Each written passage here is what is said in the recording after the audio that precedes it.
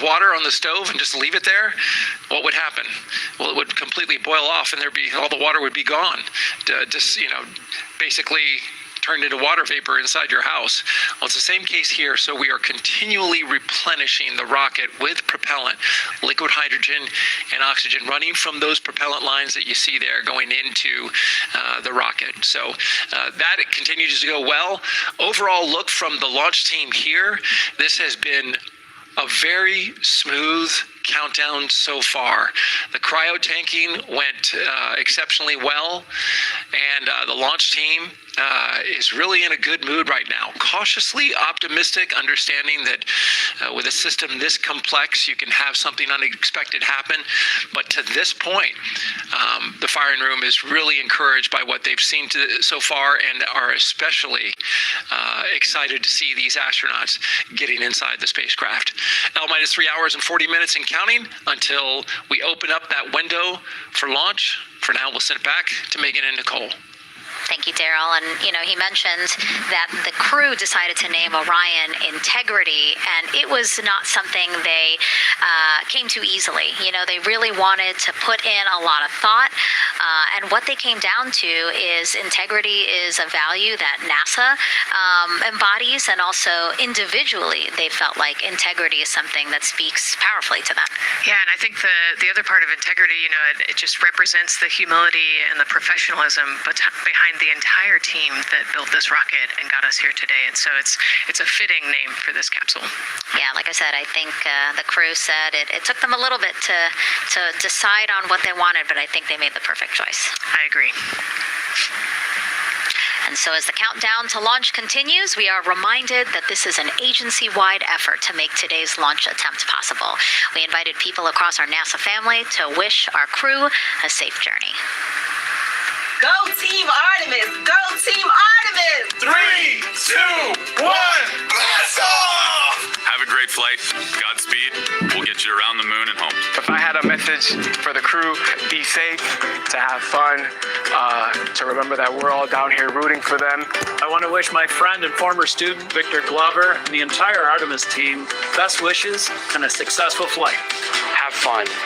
Take some really cool pictures. Can't wait to see you when you get back. From the Earth to Sky team, connecting NASA science to public lands, go Artemis. We will see you in the Pacific, and you can count on us being there. Greetings from NASA Langley's historic gantry facility, where Neil learned to land on the moon and Orion learned how to swim. We are with you all the way to splashdown. Let's go fly from the Orion Human Engineering Team. Woo! Like a full moon, your future is bright. Have a safe journey from the multimedia team in Cleveland, Ohio. We hope to see you guys back safely in San Diego, maybe singing some karaoke. Yeah, right, baby. He knows exactly what he wants to do. He's like, yep, karaoke. I love that people submitted videos. This is something that we actually asked as part of the broadcast. We were like, I think it'll be really fun. And the overwhelming amount of people who wanted to record something for the crew was really heartwarming. Yeah, this is the first time in over half a century that we're sending people back to the moon, and everybody is excited about it. Kindergarten to congressmen and all over the world, everyone is ready for today and excited to see this launch. And so here we are again, still inside Orion with the closeout team, putting some final touches on, it looks like Victor's configuration there. Again, making sure that his harness is set and that he's connected to cooling, he's connected to communications, and he's connected to any other umbilicals that he needs to be connected to for Orion. Again, we are sharing so much information with you, and we hope you find it educational and fun. But we do know you guys still have some questions, so why don't we take another one now? Tell us what the moon is like! So cute. That wasn't a question. That was a demand. Nicole, you tell her what the moon is like. Oh, man, that was so cute. Oh, man, the moon is really cool, right? So it's a lot of, like, gray and white and kind of shades of gray. It is something that doesn't have wind or rain or rivers or an atmosphere. And so we like to say Christina said it earlier, it's the witness plate to the universe. And, it has all these impact craters because it's not protected. Things hit it all the time. Meteoroids, asteroids, all sorts of things hit the moon and create these impact craters. That's part of what we want to go and look at and learn about on the moon. It can tell us a lot about the age of the universe and the age of the moon. It's 4.5 billion years old, and we can learn a lot from just looking at the regolith or the dirt that is on the moon.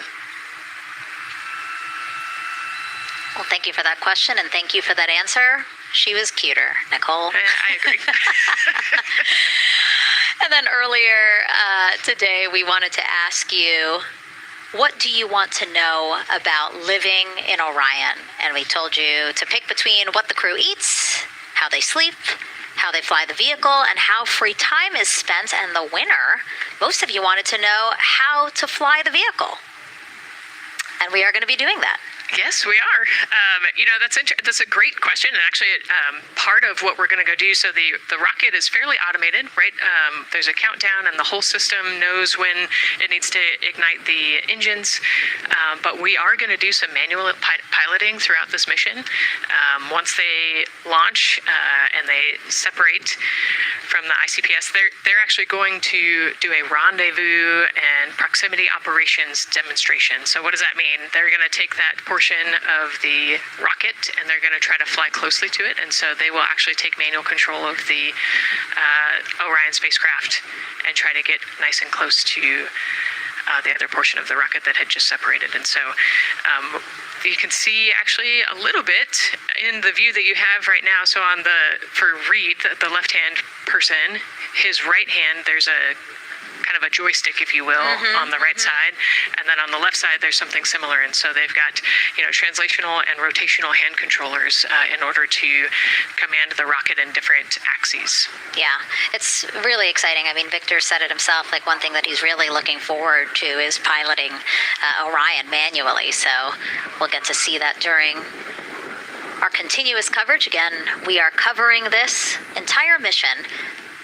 We started with tanking, and we will go all the way through splashdown, so you will see what Nicole was just talking about, that proximity ops demonstration, where the crew will pilot Orion manually.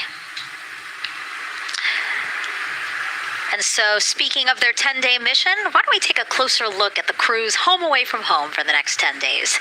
Here's Megan Carter again from the KSC Visitor Complex. All right, thanks, Megan. Yeah, it's getting real out there, so I am going to bring you back to the moon board so I can show you just a few things about the Orion. Obviously, it is going to be very compact, sitting up there on top of the SLS rocket. Very compact, like I mentioned, over 355,000 pieces. So let me show you a couple key components, starting with these three fairing panels right there. When the rocket blasts off, obviously it is going to get very fast. It's going to get hot and windy, and so we have these three fairing panels in place to help protect our astronauts. I am also going to take you into a little bit closer look and talk about the LAS, or the Launch Abort System. This is the one piece that is going to be in place to protect the astronauts should something happen to go wrong in the first few minutes of launch. They can actually hit those abort motors, and these can activate within milliseconds, basically faster than you can even blink, and that is going to pull the crew and the crew capsule away from any danger. Now, obviously, we hope that those are not needed, and if that is the case, then about 3.5 minutes into flight, the LAS and those fairing panels will actually activate and jettison away. They'll fall away from the rocket, because at that point, the crew can actually abort the spacecraft safely by themselves. Now, we've talked a lot about the crew capsule right here. This is where they are going to spend the duration of their flight. We're going to talk a lot more about that one in just a little bit, but for now, let me jump down here to the service module. this is the one, we're going to think of this as the powerhouse for the spacecraft.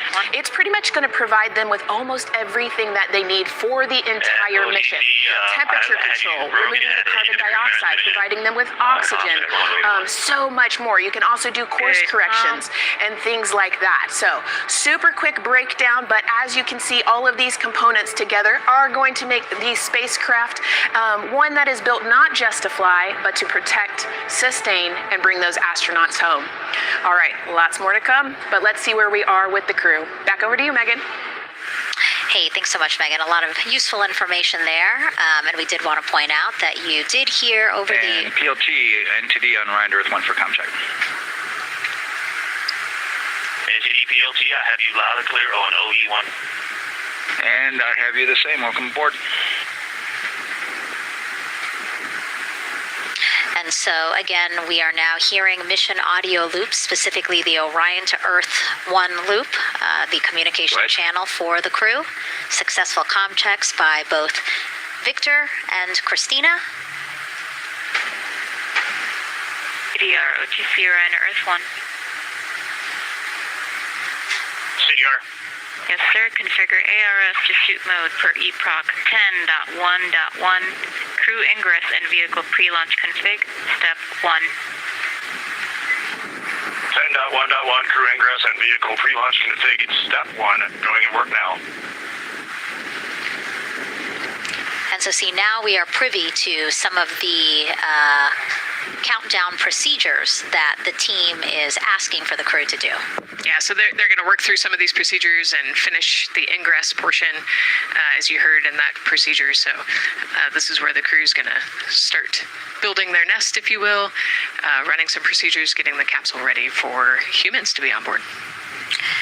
And now look at the clock, 3 hours, 30 minutes and counting until the opening of our 2-hour launch window, and we are pretty good on time. We are as we are expecting in terms of when ingress will be wrapping up soon.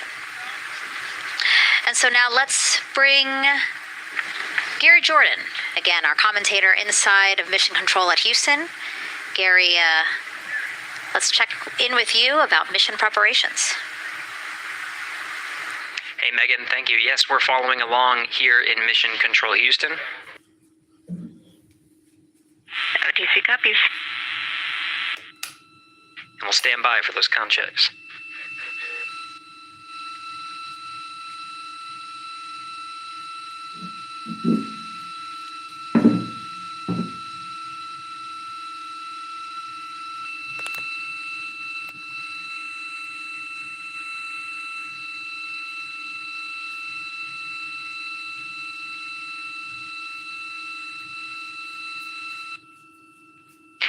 And again, we're waiting for those comm checks. We did confirm from our IVA officer here in Mission Control Houston that all 4 suits have plugged in umbilicals.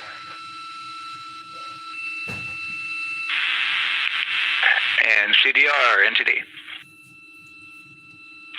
Go ahead, NTD. Yeah, Reed, we're ready to proceed with the voice checks if you and everyone else is.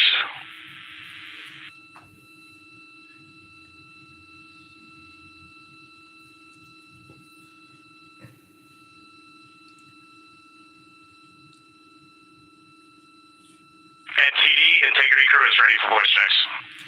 Launch করার মাত্র I copy that. 28 minute রয়েছে And integrity for the entire crew, comm check on Orion to Earth 1. CDR. PLT. MS1. MMS2. Good comm check by all. NTD moving to Orion to Earth 2.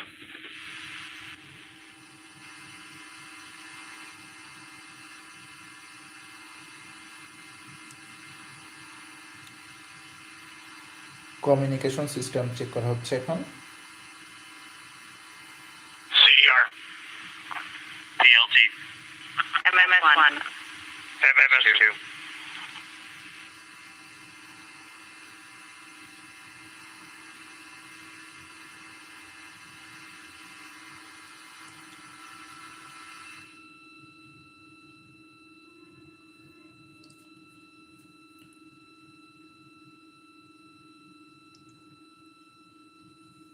Launch হওয়ার আর মাত্র 3 ঘন্টা 27 minute রয়েছে। Integrity Houston on Orion to Earth 1. Voice check for the entire crew. CDR. PLD. MS1. MS2. Houston has all 4 crew loud and clear on OE1. Stand by for 2.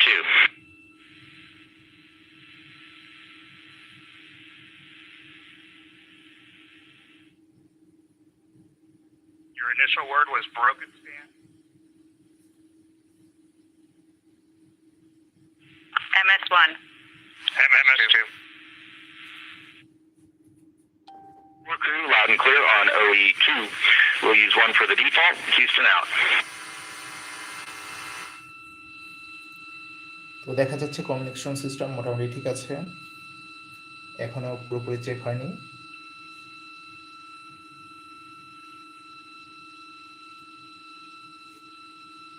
And CDR, NTD? CDR. Yeah, we're going to go ahead and we're going to clear a couple of those messages on your screen here. Just want to give you a heads up that you'll see that. Copy all.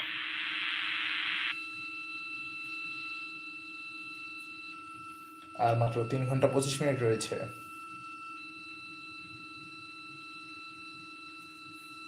CDR, OTC, Orion, Earth 1. CDR. Yes, sir. Perform crew suit leak checks per 10.1.1. Crew ingress and vehicle pre-launch config, steps 2 through 4. Annunciation of LCC O-ARS-001 will occur. 10.1.1 crew ingress and vehicle pre-launch config steps 2 through 4 going in work now.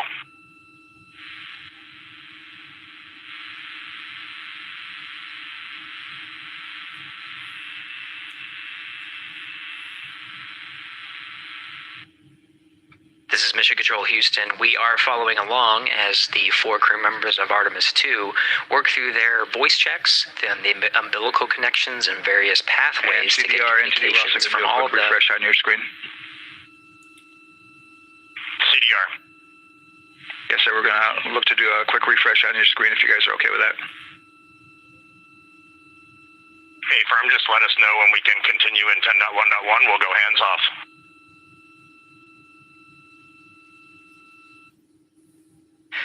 10.1.1 referring to the procedures that they have through the various phases of ingress and some of the checkouts needed to prepare for today's launch. Here at Mission Control Houston, the IVA or Intravehicular Activity Officer will be confirming the leak check status and watching as the suits pressurize to once again confirm that the suits are in a good configuration ahead of launch. Of course, for the teams here in Houston, launch is just the beginning. The first flight day is jam-packed with activities. Shortly after main engine cutoff, Integrity will enter into a coast phase while still attached to the in-rim cryogenic propulsion stage, or ICPS, and prepare to deploy the solar arrays. With power being generated, Integrity prepares... Go ahead, NTD. With that refresh, and you got to go to proceed with your 10.1.1. Picking up 10.1.1, step 2.3 through 4.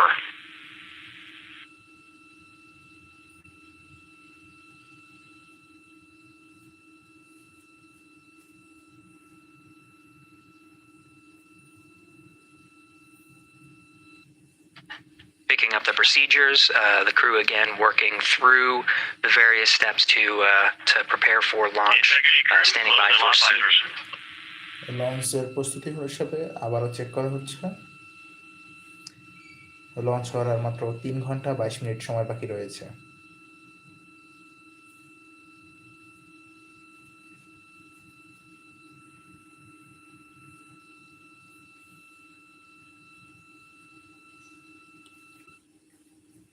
This is Mission Control Houston. With visors closed, the pressurization tests can commence. We'll stand by for word of a good leak check on all 4 of the crew member suits for the Artemis 2 mission.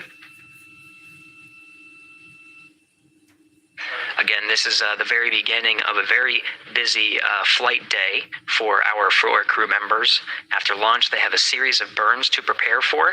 The first major burn being the perigee raise maneuver that allows them to continue in low Earth orbit, and the next being the apogee raise burn that puts them in a high Earth orbit. This is an orbit that takes them around the Earth for nearly a day, 23 and a half hours to be precise, and allows the teams, including the astronauts and the flight control teams, to check out critical systems ahead of committing to the next day's translunar injection. But before they even call it a day, Integrity will separate from the ICPS, and the crew will command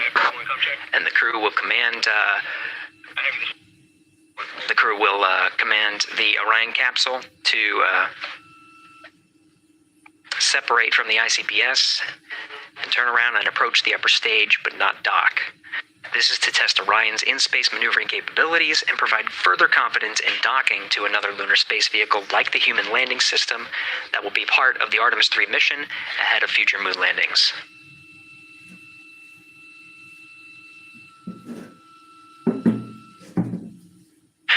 These are just a few of the highlights of the very first of 10 flight days as we await for confirmation of good leak checks inside the capsule Integrity. And there's a lot more to this mission. A reminder that this is, of course, a test flight. The purpose here is to demonstrate procedures, systems, and life inside Orion on a mission around the moon for the first time, and give further confidence in the capabilities that are charting a return to the lunar surface.